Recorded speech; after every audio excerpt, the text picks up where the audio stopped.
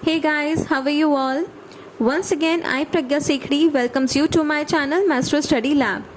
Friends, अभी तक मैं आप सभी के साथ एसएसटी की 4 मैक्रो लेसन प्लान शेयर कर चुकी हूँ, जिसका 4th टॉपिक था फॉरेस्ट। इसका लिंक आपको डिस्क्रिप्शन बॉक्स में मिल जाएगा। आज के वीडियो में हम डिस्कस करेंगे एसएसटी का 5th macro plan, whose topic is industries. So let's get started. Friends, अगर अभी तक आपने मेरे चैनल को सब्सक्राइब नहीं किया है then please subscribe my channel for more knowledgeable videos.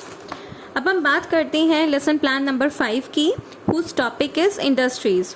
मैंने आपको पहले भी बताया था कि किसी भी लेसन प्लान को स्टार्ट करने से पहले हमें कुछ बेसिक इन्फॉर्मेशन फिल करनी होती है, लाइक डेट, सब्जेक्ट में मैंने लिखा है एसएसटी एंड एसएसटी के अंडर भी जो मैंने सब्जेक्ट सिलेक्ट किया है वो है ज्योग्राफी। क्लास इज 8, टॉपिक है इंडस्ट्रीज। पीरियड, बच्चों को पढ़ाने के लिए आपको जो भी पीरियड प्रोवाइड कराया जाएगा वो आपको यहाँ पर लिखना होगा। Then time which is 35 minutes and school, जिस भी स्कूल में आप टीचिंग के लिए जाएंगे उसका नाम यहाँ पर आपको लिखना होगा। अब हम बात करते हैं जनरल ऑब्जेक्टिव्स की।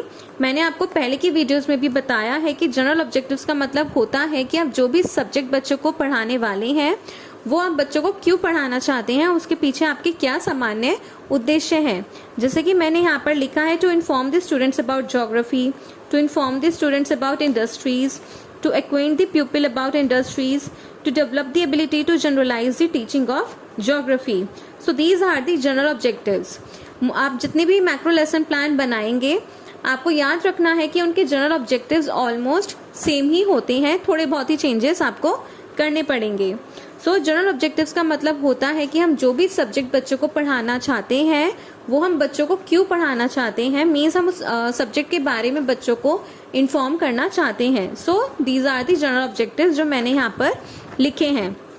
अब हम बात करते हैं स्पेसिफिक ऑब्जेक्टिव्स की, मीन्स विशिष्ट उद्देश्य। स्पेसिफिक ऑब्जेक्टिव्स का मतलब होता है कि आप जो भी टॉपिक बच्चों को पढ़ाएंगे उसके अंडर आप बच्चों को क्या क्या कंटेंट एक्सप्लेन करेंगे। जैसे कि मैंने यहाँ पर लिखा है to enable the students to get knowledge about industries, to enable the students to understand the types of industries, to enable the students to analyse factors of industries. Means मैं बच्चों को इंडस्ट्रीज टॉपिक पढ़ाना चाहती हूँ and उसके under मैं बच्चों को बताऊंगी कि इंडस्ट्रीज क्या होती हैं, उसके टाइप्स क्या होती हैं एंड उसके फैक्टर्स कौन कौन से होते हैं। So these are the specific objectives, means आप जो भी टॉपिक बच्चों को पढ़ाएंगे उसके अंडर आप बच्चों को क्या क्या एक्सप्लेन करेंगे। प्रीवियस नॉलेज में हम लिखेंगे students have previous knowledge about industries, means बच्चों की प्रीवियस नॉलेज को उनकी करंट नॉलेज के साथ लिंक करना होगा। दैन टीचिंग एड्स में हम लिखेंगे chalk, duster, black board, roller board, pointer. अगर आप बच्चों को समझाने के लिए चार्ट पेपर का यूज करते हैं तो वो भी आपको यहाँ पर मेंशन करना होगा। Now let's discuss people teachers activities and students activities. यहाँ पर आप देखेंगे कि 6 कॉलम्स गिवन है, जिसमें फर्स्ट कॉलम है कंटेंट, सेकंड है objectives with specification in behavioural terms, third है पीपल टीचर्स एक्टिविटीज, फोर्थ है स्टूडेंट्स एक्टिविटीज, फिफ्थ है method techniques and aids and sixth column है इवेल्युएशन। सो इन कॉलम्स में आपको याद रखना है कि जो हमारा ऑब्जेक्टिव का कॉलम है, मीन्स जो हमारा सेकंड कॉलम है वो हमें हमेशा लास्ट में फिल करना होता है, बिकॉज जब भी आप बच्चों को जो भी टॉपिक एक्सप्लेन करेंगे आपको बच्चों से उसका जो भी रिस्पॉन्स मिलेगा उसी रिस्पॉन्स के बेसिस पर आपको ऑब्जेक्टिव का कॉलम फिल करना होता है। अब हम सबसे पहला जो हमारा कंटेंट है वो है इंट्रोडक्शन। प्यूपर टीचर्स एक्टिविटीज में हम लिखेंगे इंट्रोडक्टरी क्वेश्चंस। इंट्रोडक्टरी क्वेश्चंस का मतलब होता है कि आपको बच्चों से कुछ ऐसे क्वेश्चन पूछने होते हैं जो उनकी प्रीवियस नॉलेज से रिलेटेड होते हैं एंड देन वही क्वेश्चंस पूछते पूछते आपको लास्ट में एक ऐसा क्वेश्चन पूछना होता है जो आपके टॉपिक से रिलेट करता है। मीन्स बच्चों की प्रीवियस नॉलेज को उनकी करंट नॉलेज के साथ आपको इन क्वेश्चंस के थ्रू लिंक करना होगा। जैसे कि मैंने यहाँ पर बच्चों से फर्स्ट क्वेश्चन पूछा है what are your basic needs, तो मुझे बच्चों ने आंसर दिया food, shelter and cloth. So उनके आंसर को मैंने स्टूडेंट्स एक्टिविटीज में नोट डाउन किया है। इसी तरह उनकी प्रीवियस नॉलेज से रिलेटेड क्वेश्चन पूछते पूछते मैंने लास्ट में बच्चों से क्वेश्चन पूछा है what do you mean by industries. So मुझे बच्चों की तरफ से कुछ पार्शियल रिस्पॉन्स मिला, इसलिए मैंने स्टूडेंट्स एक्टिविटीज में लिखा है पार्शियल रिस्पॉन्स। यहाँ पर आपको ये भी ध्यान रखना है कि जो क्वेश्चन आप बच्चों से पूछेंगे उनकी प्रीवियस नॉलेज से रिलेटेड, वो आपके कंटेंट से भी रिलेटेड होने चाहिए कहीं ना कहीं। This is called question answer method. तो मैथड में हम लिखेंगे क्वेश्चन आंसर मैथड। उसके बाद ऑब्जेक्टिव में मैंने लिखा है students are able to relate their previous knowledge to new knowledge. Means बच्चे अपनी प्रीवियस नॉलेज को न्यू नॉलेज के साथ लिंक कर पा रहे हैं। देन नेक्स्ट कंटेंट है एम ऑफ स्टेटमेंट, जिसमें मैंने प्यूपर टीचर्स एक्टिविटीज में लिखा है a place where goods are produced. Means आपने अपने टॉपिक्स रिलेटेड बच्चों से लास्ट में जो क्वेश्चन पूछा था, सबसे पहले आप एम ऑफ स्टेटमेंट में उसका आंसर बच्चों को बताएंगे। जैसे कि मैंने यहाँ पर बताया है a place where goods are produced. So today we will discuss about industries. This is called statement method. तो मैथड के कॉलम में मैंने लिखा है स्टेटमेंट मैथड, एंड उसके नीचे मैंने यहाँ पर ब्लैक बोर्ड का एक मिनीचर पेस्ट किया है जिसमें मैंने लिखा है इंडस्ट्रीज। मीन्स आप जब भी बच्चों को टॉपिक इंट्रोड्यूस करते हैं तो आपको ब्लैक बोर्ड पर भी उसका नाम मेंशन करना होता है। उसके बाद नेक्स्ट कंटेंट है मेरा डेफिनेशन ऑफ इंडस्ट्रीज।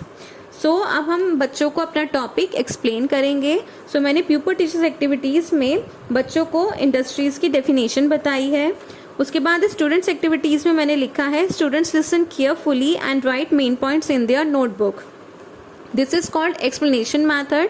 तो मैथड के कॉलम में मैंने लिखा है एक्सप्लेनेशन मैथड, एंड अपने टॉपिक को एक्सप्लेन करते हुए मैंने ब्लैक बोर्ड पर जो भी वर्क किया है उसका मिनिएचर भी मैंने यहाँ पर मैथड के कॉलम में पेस्ट किया है। अपने टॉपिक को एक्सप्लेन करने के बाद आपको बच्चों से एक या दो इवैल्यूएटरी क्वेश्चंस भी पूछने होते हैं, जो आपके फिल इन द ब्लैंक्स भी हो सकते हैं, ट्रू फॉल्स भी हो सकते हैं, and very short question answer भी हो सकते हैं।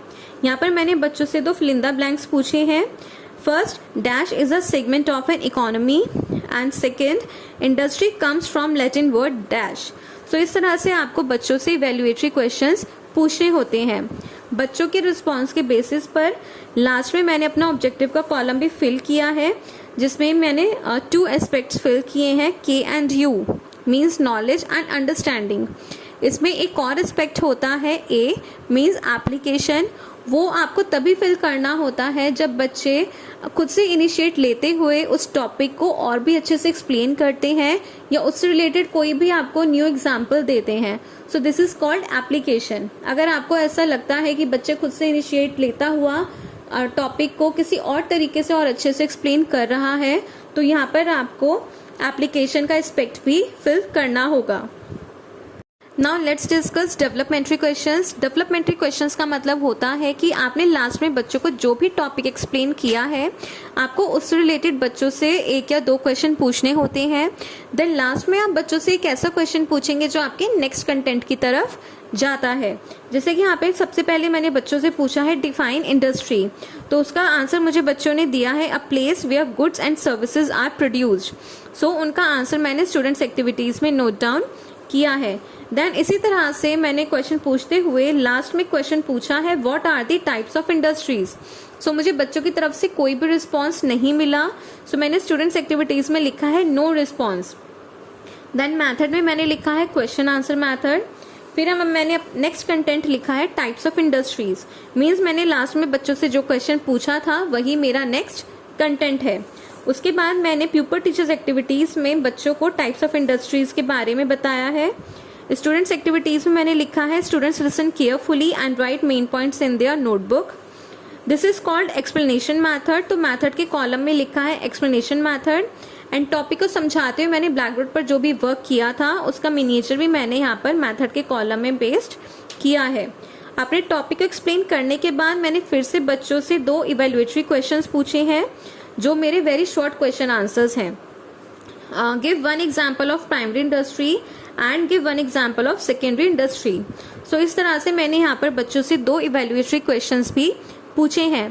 देन उनके रिस्पॉन्स के बेसिस पर मैंने अपना ऑब्जेक्टिव का कॉलम यहाँ पर पेस्ट किया है, जिसमें मैंने नॉलेज एंड अंडरस्टैंडिंग के एस्पेक्ट को बताया है। अब फिर से हम बच्चों से कुछ डेवलपमेंट्री क्वेश्चंस पूछेंगे। लास्ट में मैंने बच्चों को इंडस्ट्रीज के टाइप्स समझाए थे, तो मैंने यहाँ पर सबसे पहले बच्चों से पूछा है how many types of industries are there. तो मुझे बच्चों ने आंसर दिया 3 टाइप्स। उनके आंसर को मैंने यहाँ पर स्टूडेंट्स एक्टिविटीज में नोट डाउन किया है। इसी तरह लास्ट में मैंने बच्चों से क्वेश्चन पूछा है what are the factors of location, तो मुझे बच्चों से कोई भी रिस्पॉन्स नहीं मिला, इसलिए मैंने आंसर में लिखा है नो रिस्पॉन्स एंड मैथड में लिखा है क्वेश्चन आंसर मैथड। अब मेरा नेक्स्ट कंटेंट है फैक्टर्स ऑफ लोकेशन और इंडस्ट्रीज। मीन्स मैंने लास्ट में जो बच्चों से क्वेश्चन पूछा था वही मेरा नेक्स्ट कंटेंट है। उसके बाद मैंने प्यूपल टीचर्स एक्टिविटीज़ में अपने इस कंटेंट को एक्सप्लेन किया है। देन स्टूडेंट्स एक्टिविटीज़ में मैंने लिखा है students listen carefully and right main points in their notebook. This is called explanation method. तो मैथड के कॉलम में मैंने लिखा है एक्सप्लेनेशन मैथड एंड इस टॉपिक को समझाते हुए मैंने ब्लैक बोर्ड पर जो भी वर्क किया था उसका मिनिएचर भी मैंने यहाँ पर मैथड के कॉलम में पेस्ट किया है। बच्चों से मुझे जैसा भी रिस्पॉन्स मिला है उनके रिस्पॉन्स के बेसिस पर मैंने यहाँ पर अपना ऑब्जेक्टिव का कॉलम भी फिल किया है। के मीन्स नॉलेज के अंडर मैंने लिखा है students are able to recognise the factors and U means understanding के अंडर मैंने लिखा है students are able to explain these factors. अब हमारा नेक्स्ट कंटेंट है ब्लैक बोर्ड समरी। जब भी आपकी क्लास ओवर होने वाली होती है तो आपको बच्चों को एक ब्लैक बोर्ड समरी देनी होती है जिसमें आपको बताना होता है कि आज की क्लास में हमने क्या क्या डिस्कस किया है। तो प्यूपल टीचर्स एक्टिविटीज़ में मैंने लिखा है pupil teacher writes blackboard summary on blackboard. Students activities में मैंने लिखा है students write blackboard summary in their notebook. Method में हम लिखेंगे ब्लैक बोर्ड समरी। उसके बाद यहाँ पर एक ब्लैक बोर्ड का मिनिएचर आपको पेस्ट करना होगा जिसमें आपको ब्लैक बोर्ड समरी बतानी होगी। जैसे कि मैंने यहाँ पर लिखा है definition of industries, types and factors. Means आज की क्लास में हमने इन टॉपिक्स को डिस्कस किया है। उसके बाद ऑब्जेक्टिव में मैंने लिखा है that students are able to summarise their learned knowledge.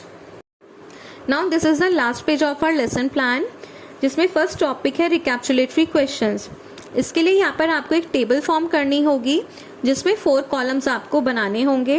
Content, objective with specification, pupil teachers activity and students activity.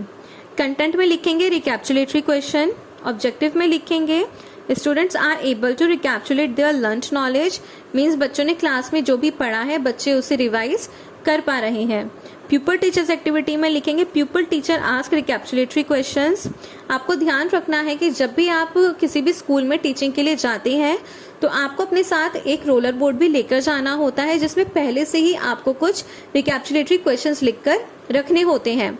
रिकैप्चुलेटरी questions का मतलब होता है कि आपने क्लास में जो भी टॉपिक्स बच्चों को एक्सप्लेन किए हैं उन सभी टॉपिक्स से रिलेटेड 1 या 2 क्वेश्चन आपको उस रोलर बोर्ड में लिखकर रखने होते हैं। स्टूडेंट्स एक्टिविटी में हम लिखेंगे students are able to give answers of the questions. अब यहाँ पर मैंने एक रोलर बोर्ड का मिनिएचर पेस्ट किया है जिसमें मैंने 5 रिकैप्चुलेटरी क्वेश्चंस बच्चों से पूछे हैं जो मेरे तीनों कंटेंट से रिलेटेड हैं। बच्चों ने मुझे इन क्वेश्चन के जो भी आंसर दिए हैं वो मैंने राइट साइड में नोट डाउन किए हैं। अब लास्ट टॉपिक है हमारा होम असाइनमेंट। जब भी आपकी क्लास ओवर होने वाली होती है तो आपको बच्चों को होमवर्क प्रोवाइड कराना होता है।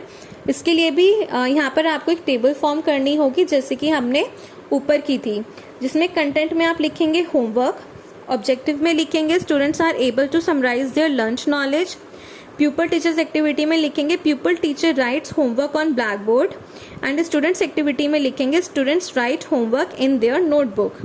इसके बाद नीचे यहाँ पर मैंने एक ब्लैक बोर्ड का मिनिएचर पेस्ट किया है जिसमें मैंने बच्चों को होमवर्क प्रोवाइड कराया है। तो इस तरह से यहाँ पर हमारा एसएसटी का मैक्रो लेसन प्लान कंप्लीट होता है। अगर आपको इस लेसन प्लान से रिलेटेड कोई भी क्वेरी या कोई भी कंफ्यूजन है या आपको कोई भी टॉपिक समझ में नहीं आया है तो आप मुझे कमेंट बॉक्स में बता सकते हैं।